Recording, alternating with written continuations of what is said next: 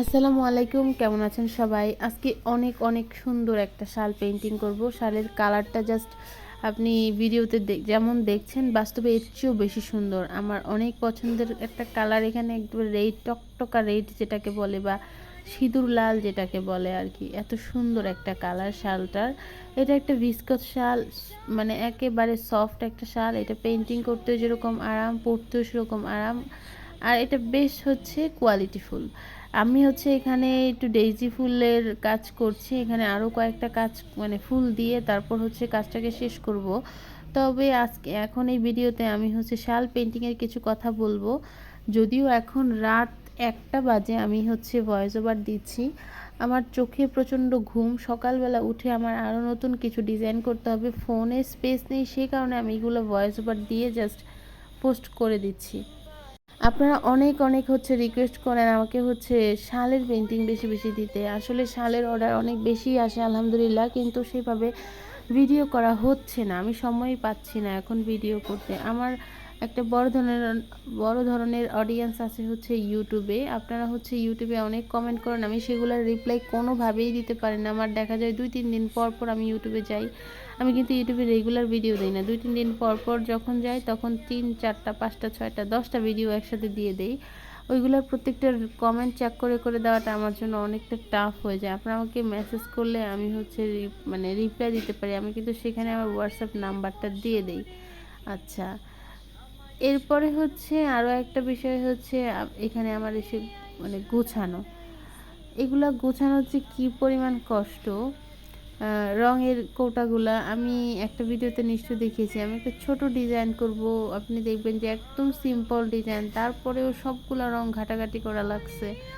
সবগুলা রং এখানে অনেক মানে মানাবে কিনা, এটার কি একটু লাইট শেড দিব, ডিপ শেড দিব কিনা, অনেক ঝামেলা। এরপর এখানে আমি হলুদ কালার দিচ্ছি। এই হলুদ কালারটা আপনারা সরাসরি ব্যবহার করতে পারেন, এটাতে কোনো বেস কালার দিতে হবে না। আর শাল পেন্টিং কেন শক্ত হয়ে যায় সেই ব্যাপারে একটা টিপস দিই, একদম সহজ টিপস। সেটা বেস কালারটা দেওয়ার চেষ্টা করবেন না।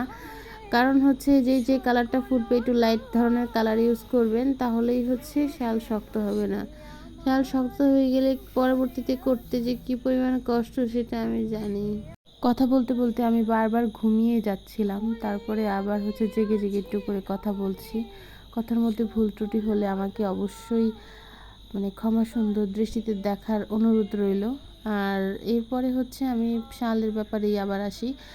এই শালগুলো পেন্টিং করতে অনেকটাই আরাম, এটা বারবার লেয়ার কোট করতে হয় নাই। আপনারা চাইলে একটা লেয়ারে পেন্টিংগুলো শেষ করতে। আমি এই চাদরটাতে কাঁথা স্টিচের যে মোটিভটা সেটা রাখার চেষ্টা করেছি, কারণ অনেক দিন ইচ্ছা ছিল আমি কাঁথা স্টিচের মোটিভে একটা চাদর করব। তো কি ডিজাইন করব চিন্তা করতে করতে অবশেষে এই ডিজাইনটা সিন্তুর মাথায় আসলো, ও আমাকে হেল্প করলো। আমাদের পেজে অর্ডার করার কিছু সিস্টেম বলে দিচ্ছি, সেটা কিভাবে আমাদের পেজে অর্ডার করবেন। আমাদের পেজে মূলত কাস্টমাইজ অর্ডার নেওয়া হয়, কোনো প্রোডাক্ট রেডি করা থাকে না। আপনি অর্ডার করার পরেই আপনার প্রোডাক্টটি আমি রেডি করে তারপর পাঠাবো। সেই জন্য আমাদের অবশ্যই সময় দিতে হবে।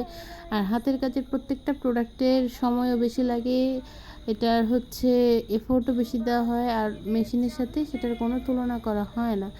আচ্ছা, এরপরে আমি সাদা কালারের পাশে এই আকাশি রঙের ফুল দিলাম। এরপরে পার্পেল কালারের ফুল দিলাম।